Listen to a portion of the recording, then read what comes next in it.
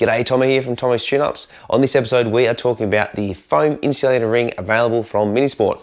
So what is this thing and why do we need it? Well, it is exactly that, a foam insulated ring. What does it do? It goes between the fuel tank and the body on a classic Mini. If you have one or two tanks, you will need exactly that many, one or two. In order to fit this, you do have to remove the fuel tank. So if you've got a full tank, either drain it or go for a fairly decent drive, get it down to less than a quarter, and then remove the fuel tank. This will prevent the tank rubbing and any vibrations in the back. Ask me how I know the answer to that.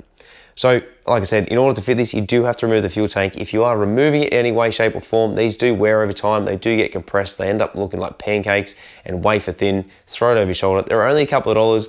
So if you have the fuel tank out or you're doing any sort of fuel modifications, restorations, mods, painting, whatever it may be, get yourself a new one of these and make sure you fit it to the fuel tank upon reinstallation. Check out the full range at minisport.com.au and we'll see you again on the next episode of Tomo's Tune-Ups.